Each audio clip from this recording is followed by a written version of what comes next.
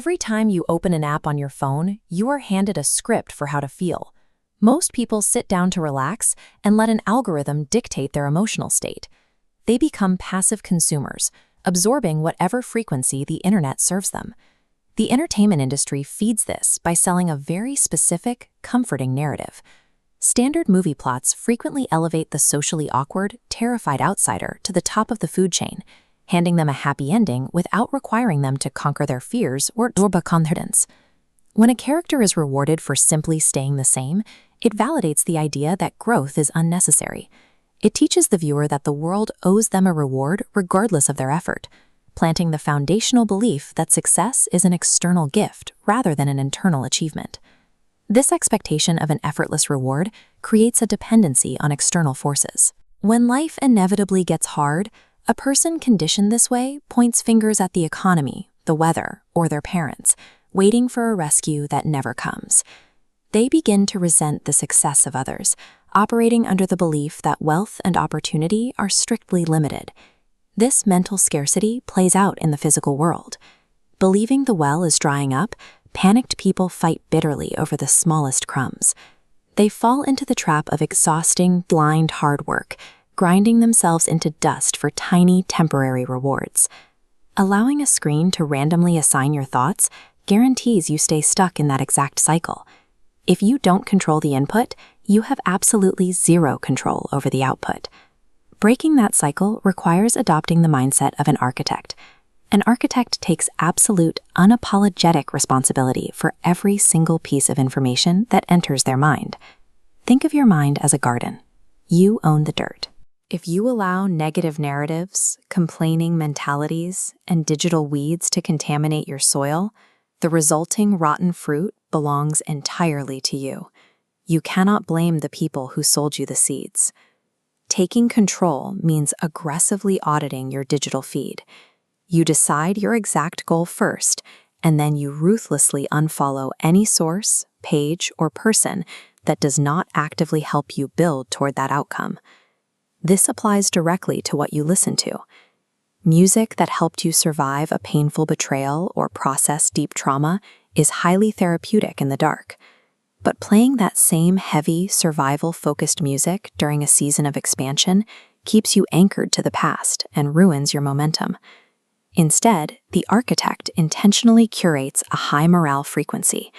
They select music and media that exclusively focuses on the win, aggressively building their confidence for the specific room they are about to walk into. Free will is a heavy responsibility. It means actively engineering the frequencies that force you to build, rather than letting an app roll the dice on your daily mood. This active curation completely changes how you interact with complex media. A passive consumer watches an intricate show about a heist or a legal battle simply to escape reality. They absorb the adrenaline spikes and the drama, entirely missing the mechanical brilliance of the characters.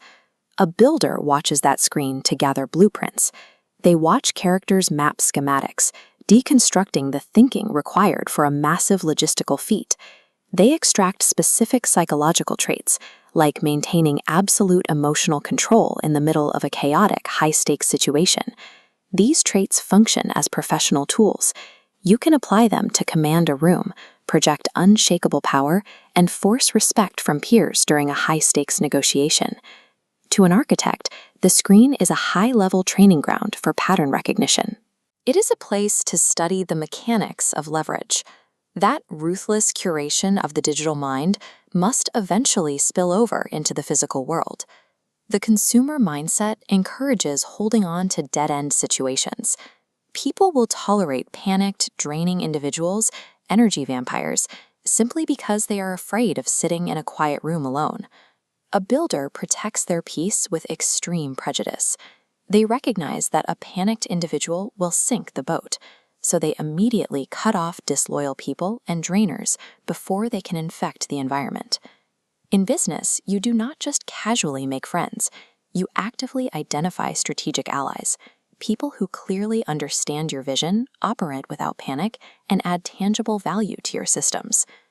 Guarding your inner circle against negativity and chaos is the absolute prerequisite for getting anything massive off the ground.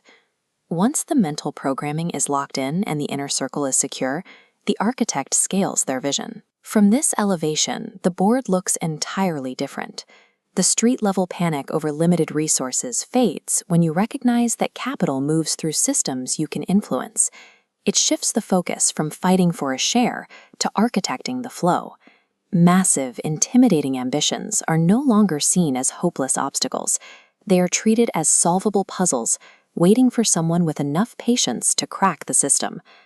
Instead of rushing in with exhausting manual labor to secure a quick payout, the builder trades time for value.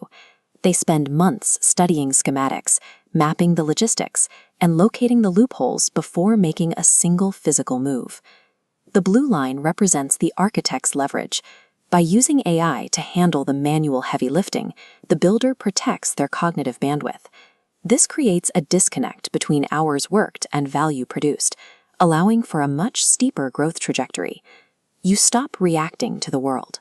By taking control of your mind, curating your allies, and utilizing systematic leverage, you build permanent structures that grant you absolute freedom.